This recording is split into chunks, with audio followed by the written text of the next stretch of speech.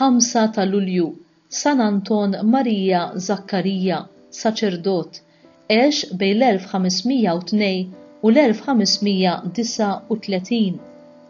San Anton twieled fi Cremona, l-Italja.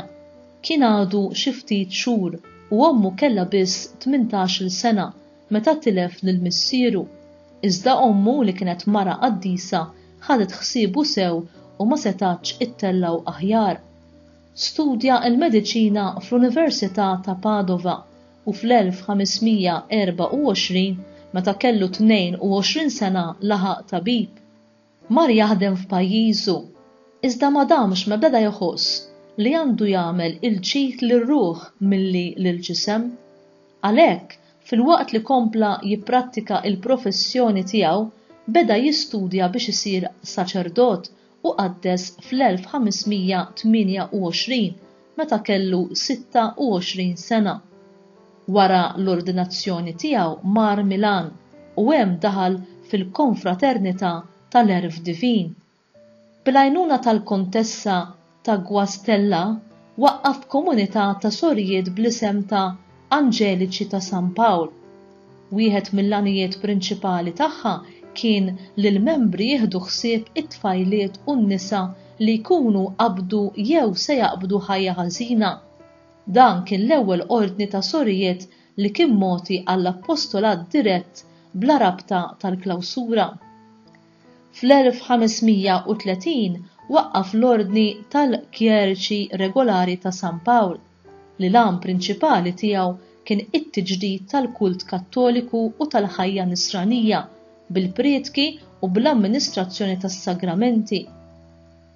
Billi ċ-ċentru tal-ordni kien il-Knisja ta' San Barnaba, il-patrijiet ġew imsejħa Barnabati u kien qatta ħafna mill-ħin tiegħu jipprietka fil-knejjes u fit-toroq, ġeneralment fuq il-passjoni ta' Ġesu.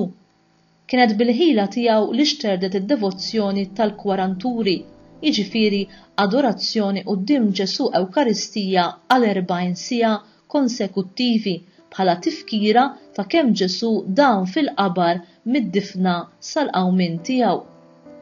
Kien hu wkoll li daħħal fil-Knisja id-drawwa li jindaqqu il-qniepel kull nhar ta' ġimgħa fit-tlieta ta' wara l-ofsinhar.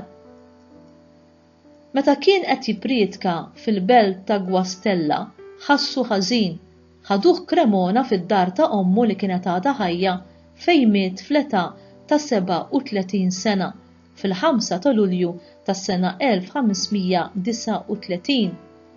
27 sena wara mewtu sabu li l-ġismu għadu sħiħ u ġie ikkanonizzat fis-27 ta' Mejju tas-sena 1897 mill-Papa Iljun 13.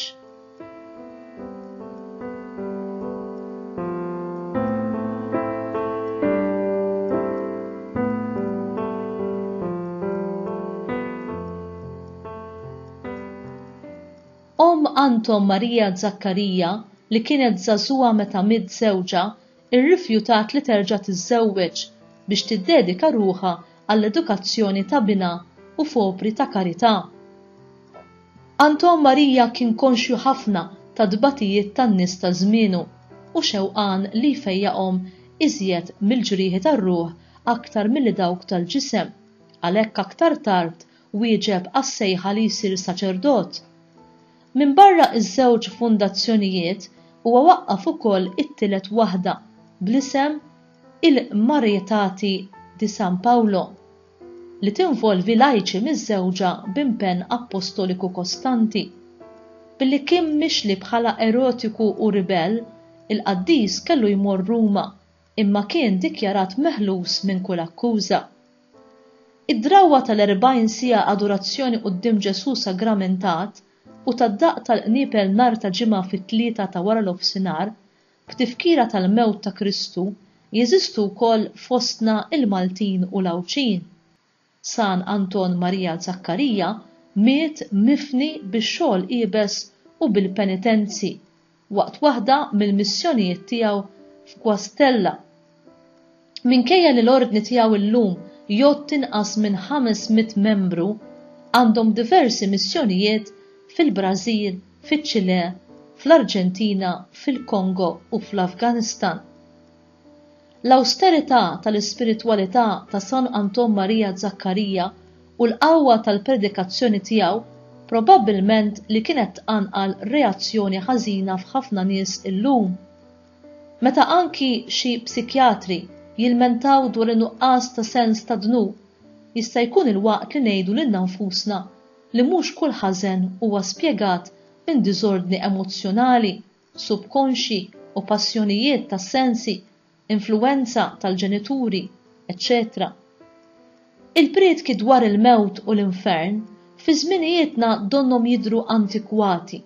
Minflok dawn illum tajna lok għal omiliji pożittivi, inkoraġġanti u bibliċi.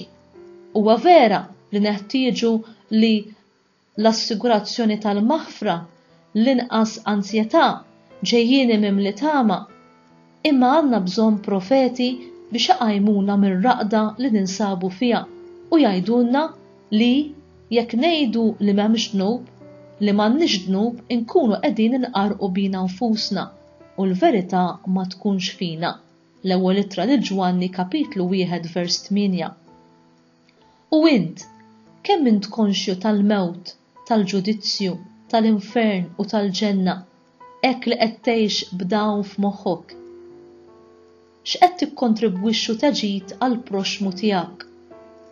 Probabbilment ma tistax twaqqaf kongregazzjonijiet, imma qiegħed bħal San Anton Marija Zaccarija tnissel ferħ, għena, paċi, faraġ bi kliemek, bl-imġiba tiegħek, bl-eżempju tiegħek u bil-mod kif iġġib ruħek mal-oħrajn.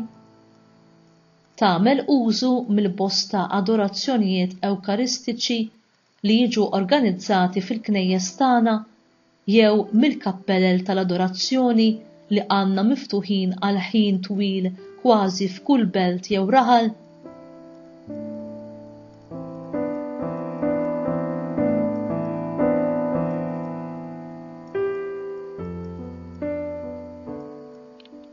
Talba mill-liturġija tas-sigħat.